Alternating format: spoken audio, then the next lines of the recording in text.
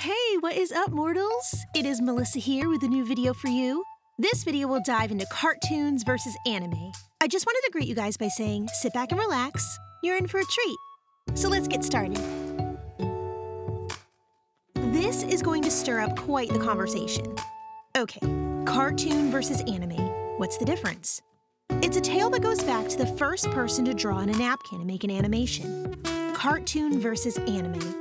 Both are animations or forms of media that are usually targeted to younger audiences and present primarily fictional and made-up characters in their specific worlds. Two forms of media that, in visuals, have different or even more contrasting descriptions that the other one doesn't have. But why is it so hard to differentiate one another? I mean, there are cartoons and anime that are easy to differentiate. This is SpongeBob. It's a cartoon. This is Dragon Ball. It's an anime. This is Gravity Falls. It looks like an anime, but it's still a cartoon. This is Inuyasha, an anime. See, it's not as hard as people would make it.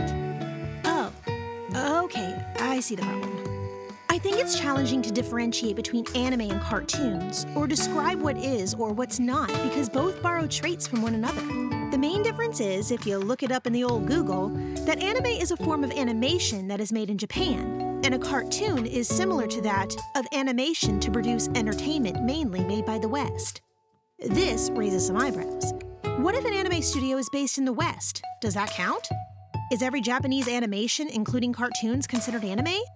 When will season 3 of One Punch Man come out? Apologies, got carried away. The point is that differentiating a cartoon and an anime is surprisingly more complicated than it seems. It's like comparing grapes and raisins. Both are technically the same food, but are far different than the other. Also, raisins suck. That's not true. A writer is making me say this. Raisins rock. Well, in this case, if we can't differentiate them with meanings, let's see if we can with visualization. Chapter 1. Visualization. Okay, so it's evident that cartoons and anime follow a generic set of rules. Cartoons are more lively and more outrageous with their animation. 1 minute SpongeBob is a sponge, and the next, he fuels your worst nightmares. Whereas anime, however, pretty much sticks to a semi-realistic formula that you would typically see in a more regular day-to-day. Though there are some exceptions. Looking at your chibi cutaways of anime, it pretty much stays the same. Let's look at an example. The Powerpuff Girls was a hit cartoon show from the late 90s and early 2000s, spanning a healthy lifespan of popularity during its run. Most people don't know there was an anime adaptation of it. Dear mortals, may I present it to you? Powerpuff Girls Z. Yes, the Powerpuff Girls had an anime, and it's glorious. Powerpuff Girls Z was an attempt to capitalize on the boom period of anime in the 2000s and follow the same trio of girls from the cartoons, just slightly more mature. By that, I mean dressed as high school girls as they go to school.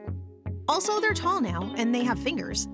You know, more edgy stuff. The main difference between the cartoon and the anime adaptation, other than the design, is that the anime focuses more on the true-to-life aspects of the Powerpuff Girls, if you can even call fighting monsters a true-to-life relatable event. Whereas the Powerpuff Girls cartoon version focuses more on a wacky, episodic structure, and doesn't have that much of an overarching plot aside from the girls beating up monsters. That's what separates anime and cartoons, for the most part.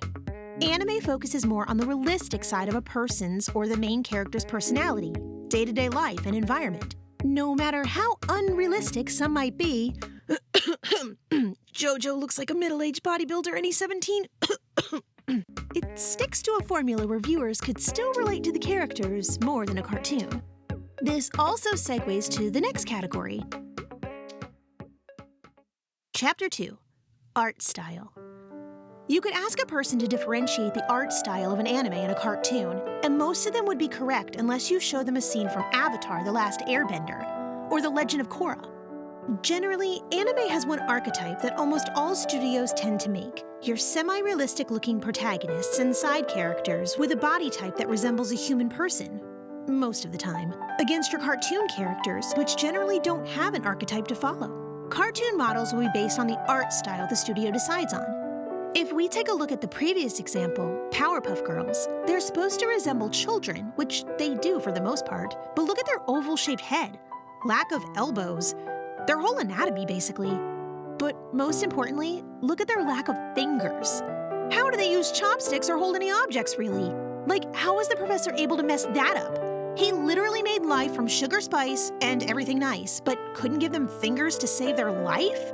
A little sidetracked, but you see the point. Before we continue, have you ever wondered about the difference between a cartoon and an anime? Well, yeah, you're watching this now. But have you ever wondered about the difference between using your home Wi-Fi and public Wi-Fi? If you answered no difference at all, then you might be in trouble with hackers that want your IP address. This is where the sponsor of our video, NordVPN, comes in. This video is sponsored by NordVPN. Staying safe online is an ever-growing difficulty, and hackers could exploit you. NordVPN allows you to change your IP address, making it harder to track and secure your privacy. In addition to providing you with safe passage through the web, you can also expand the reach of your favorite streaming services.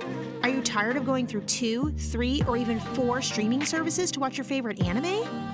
Well, with NordVPN, you can change your country and be able to binge shows like My Hero Academia, Naruto, and many others on your favorite streaming service with just a press of a button. Check out the link in the description to get 72% off when buying for 2 years at $3.29 a month. This deal is for a limited time, and thank you to NordVPN for sponsoring this video.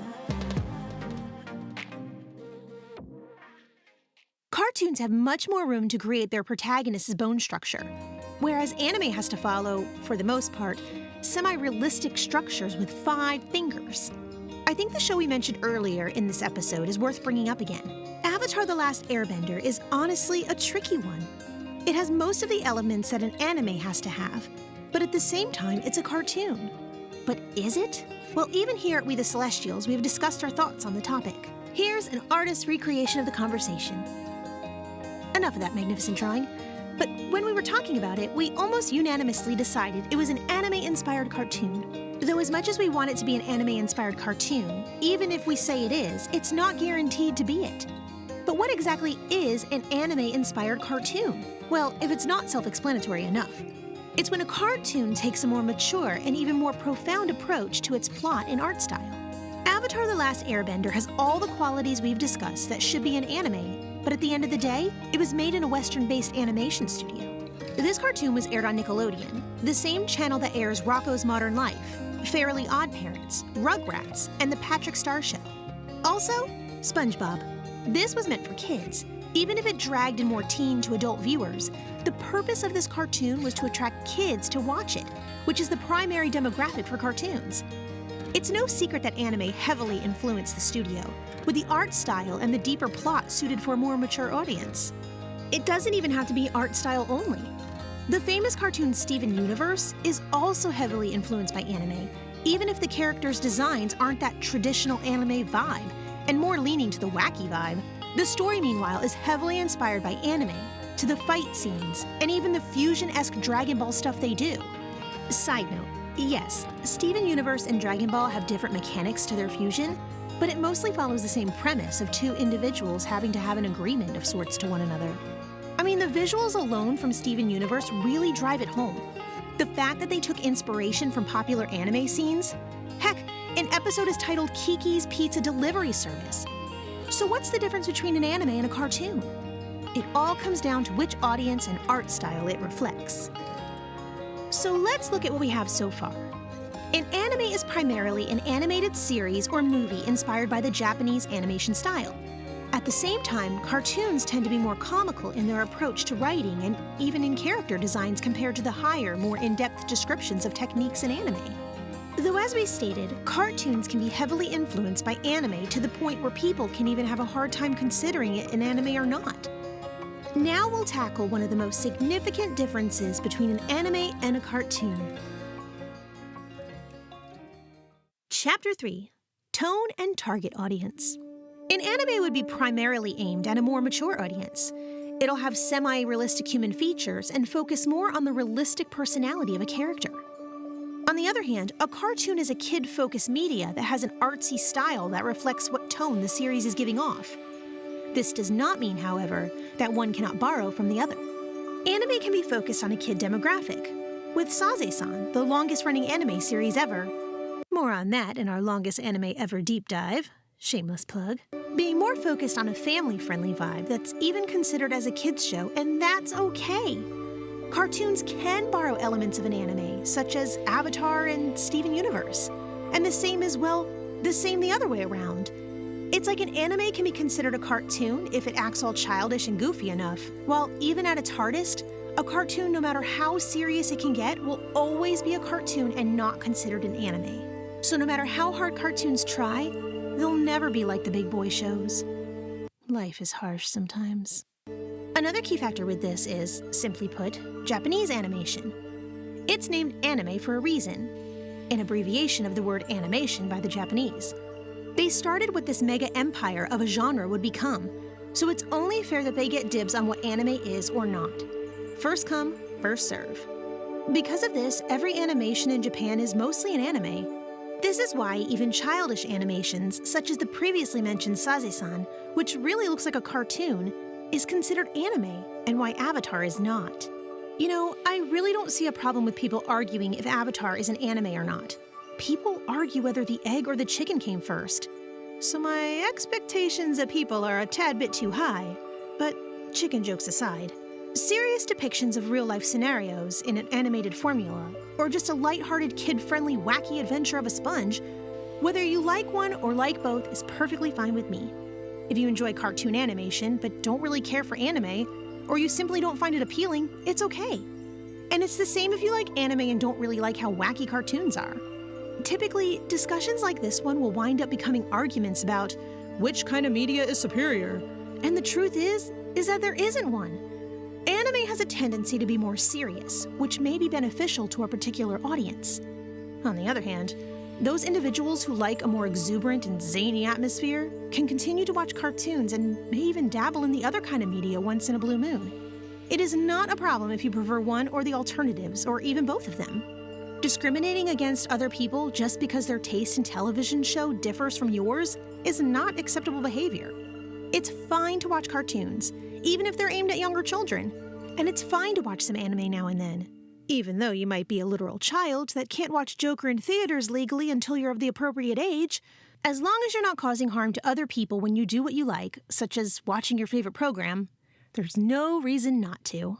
Thank you all for indulging yourselves in all this information thus far. I hope you enjoyed it. Now, there are a few more things that I'd like to go over before the video ends. Firstly, if you're in the mood for some great storytelling, We the Celestials has got you covered. At We the Celestials, My Hero Academia, and Naruto What If channels retell the story of their namesake anime with a twist. Check it out if you're interested. Secondly, on behalf of We the Celestials, I'd like to thank everyone involved in the production of today's awesome content. Their details can be found in the description below. Lastly, if you're interested in what we do here at We the Celestials, then I'd like to extend you an invitation to join the team. The only caveat is that we only accept members from 16 years and up to join our crew. You can sign up for whichever category fulfills your interests by joining the recruitment Discord using the link in the description below. We're always looking for members to join us. Well, that's it from us for today's video. Have a great day.